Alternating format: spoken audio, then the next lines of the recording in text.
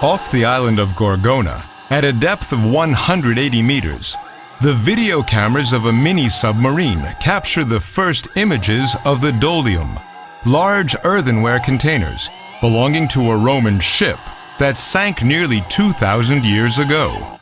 The coordinates of this shipwreck will be added to those already present in the Thesaurus Project database.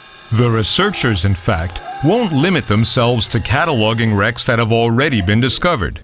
They will also study archival and library sources in order to identify shipwrecks that haven't yet been pinpointed. In order to carry this out, we have formed a workforce of individuals coming from all different areas of research. They will investigate archives located abroad, for example in England and France, in addition to archives located in Tuscany.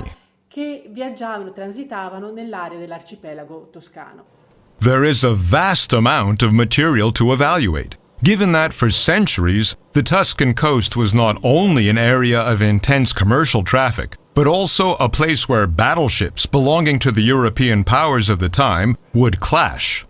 It's precisely the archival material relating to these shipwrecks and founderings that will allow us both to reconstruct the history of commerce in the Tuscan area and safeguard a lot of material which otherwise would risk being lost. By studying the archives, the most critical areas in terms of ancient navigation will be pinpointed. These areas will be subject to archaeological research carried out by the Thesaurus Project's mini-submarines.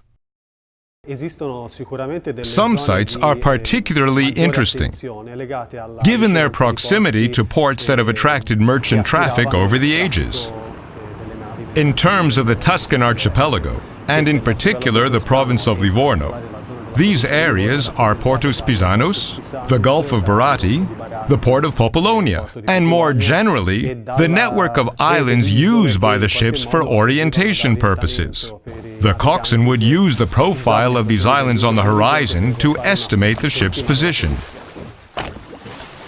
Indeed, the shallows of Meloria and the shallows of Vada are located within this area, and both exhibit a stratification of shipwrecks and relics from various epochs. In many cases, deep water has until now been the principal reason why many shipwrecks have remained undiscovered, but this won't be the case for much longer. New immersion methods have in fact been put to use in this area for some time now, allowing us to descend to a depth of well over 50 meters. Furthermore, low-price avant-garde technological instruments are available. This has meant an enormous improvement in terms of what divers can achieve. But unfortunately, pirates also benefit from these developments. Archival research will allow us to pinpoint the possible locations of relics that haven't yet been discovered, even those located deep underwater, before pirates are able to pillage them.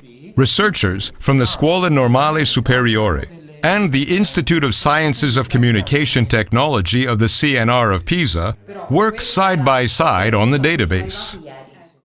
The researchers provide us with a high amount of humanistic data. We information specialists must first decide which pieces of information are of fundamental importance and required by the project, and then decide how to update the database with this information. Once I manage to update the database, view the information and establish links, other hypotheses, theories, and new projects can be born. The Thesaurus Project database will also dedicate a considerable amount of space to relics that have lain on the Tuscan seabed since the First and Second World Wars.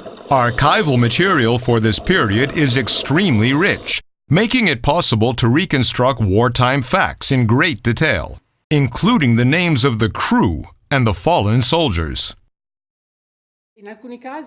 Sometimes, when our knowledge of what's underwater corresponds to the information recorded by the sources, sometimes when our knowledge of what's underwater corresponds to the information recorded by the sources, It really is a wonderful feeling.